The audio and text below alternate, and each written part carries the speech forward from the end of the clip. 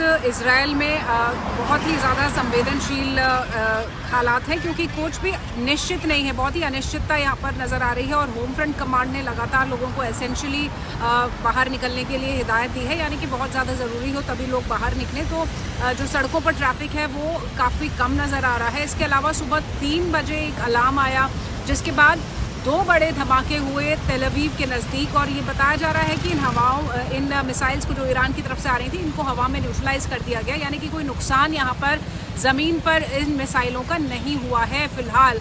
लेकिन सतर्कता पूरी बढ़ा दी गई है, क्योंकि ईरान की तरफ से लगातार इस तरह की चेतावनी आ रही है कि वो अभी रुकेगा नहीं और वो लगातार रिटेलिएट करेगा। इस तरह का संदेश, एक मैसेजिंग की कोशिश ईरान की तरफ से हो रही है। कुछ लोग ये भी बता रहे हैं कि जो ईरान ने आज सुबह 3 बजे तड़के हमला किया है वो एक टेस्टिंग थी, और उसके बाद वो असेसमेंट के बाद नए प्रोजेक्टाइल्स को एक बार फिर इजराइल की तरफ भेज सकता है। और दूसरी तरफ जो अहम खबर ये है कि इजराइल भी अपने जो अटैक्स हैं उनको आगे लेकर जा रहा है। और अभी एक अपडेट हमें मिला है IDF की तरफ से कि जो इजरायली एयरफोर्स है वो लगातार ईरान के जो मिलिट्री टारगेट्स हैं उनके ऊपर ऑपरेशन चला रहा है। इस वक्त जब हम बातचीत कर रहे हैं तो ये ऑपरेशन चल रहा है। ईरान लगातार हमले कर रहा है, नए हमले हो सकते हैं, इसको लेकर बहुत ज़्यादा कॉशियस है इजराइल का एयर डिफेंस और होम फ्रंट। और लोगों को कहा गया है कि जल्द से जल्द प्रोटेक्टेड शेल्टर्स में पहुंच सकें, उतनी ही दूरी पर आप रहें, बहुत ज़्यादा बाहर ना निकलें, अपना ध्यान रखें, क्योंकि अभी जो सिचुएशन है वो काफ़ी ज़्यादा अनिश्चित है। और दूसरी तरफ जो भारतीय हैं यहाँ से उनको इवैक्यूएट कराया जा रहा है। लोग चिंतित ज़रूर हैं, लेकिन हम इसे पैनिक नहीं कह सकते, क्योंकि अभी ये लड़ाई इजराइल के लिए नई नहीं है। 2023 में जब हमास का हमला इजराइल के ऊपर हुआ, उसके बाद से जो कॉन्फ्लिक्ट चला, हिजबुल्लाह हो या फिर हमास हो, हूथी हो, तो अब उनके अंदर एक समझ है इस बात की कि ये जो इजराइल का ऑपरेशन है वो चलेगा। और ये जो लोग हैं इजराइल के, वो ये कहते हैं कि उनके भविष्य के लिए है, उनके फ्यूचर जनरेशन्स के लिए है, ये ज़रूरी है। ऐसा नहीं है कि ये अननेसेसरी एक्शन है जो इजराइल ऑपरेट कर रहा है। तो जो लोग हैं वो तैयार हैं, सतर्क हैं। जब हम शेल्टर्स में जाते हैं तो हम बातचीत भी करते हैं उनसे, तो वो कहते हैं कि परेशानी तो है, चुनौती है, क्योंकि अचानक जब आप रात को सो रहे होते हैं, 2:30 बजे अलार्म बजता है और बस बच्चों को लेके, अपने पेट्स को लेके शेल्टर में जाना पड़ता है और रुकना पड़ता है, और ये समझना पड़ता है कि आखिर आसपास के जो धमाके हैं वो कहाँ आ रहे हैं, किस तरह का नुकसान उनसे हो रहा है।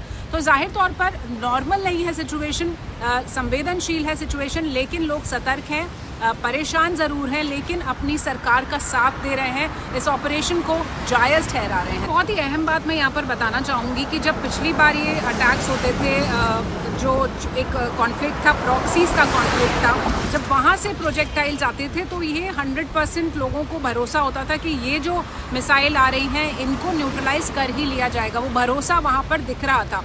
लेकिन इस बार ये 11वां दिन है इस पूरे युद्ध का, और ईरान की तरफ से जो हाइपरसोनिक मिसाइल्स आ रही हैं उनको लेकर हम नुकसान देख रहे हैं ज़मीन के ऊपर। कल यहाँ तेल अवीव में 2 इलाकों पर बहुत भारी नुकसान हुआ इंफ्रास्ट्रक्चर को, कोई कैजुअल्टी नहीं आई, लेकिन इंजर्ड बहुत ज़्यादा लोग थे, लगभग 1 दर्जन से ज़्यादा लोग यहाँ पर। और हाइफा में दूसरी तरफ 1 दर्जन लोग इंजर्ड थे, छोटी चोटें बहुत सारे लोगों को लगी हैं।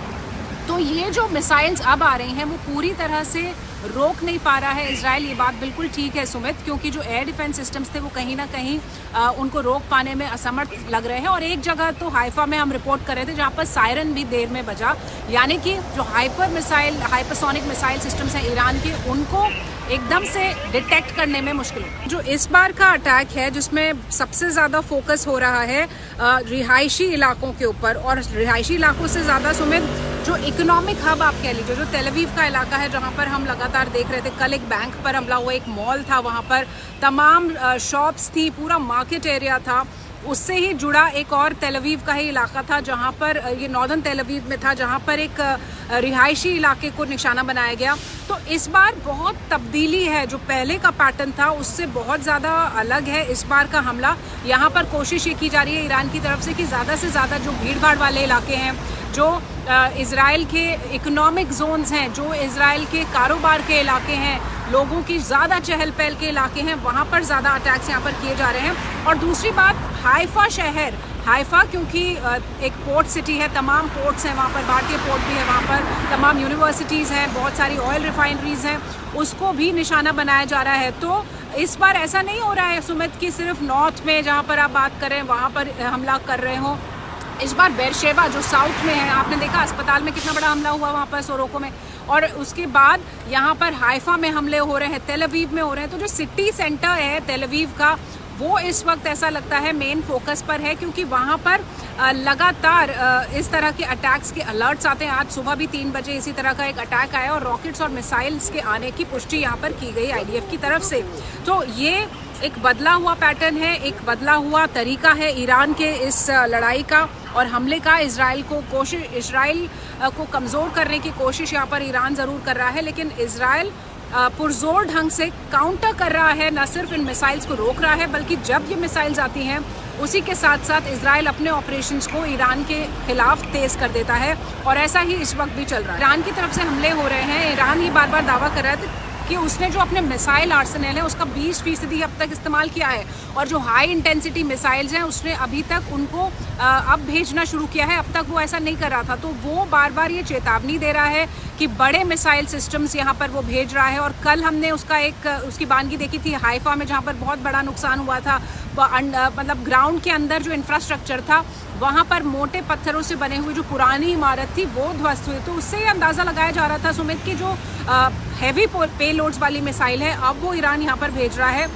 इजराइल अपने आप को बचा भी रहा है और बार बार ये स्पष्ट कर रहा है कि जो क्रिटिकल टारगेट्स हैं मिलिट्री से जुड़े हुए, न्यूक्लियर से जुड़े हुए, उनको वहाँ पर ये अटैक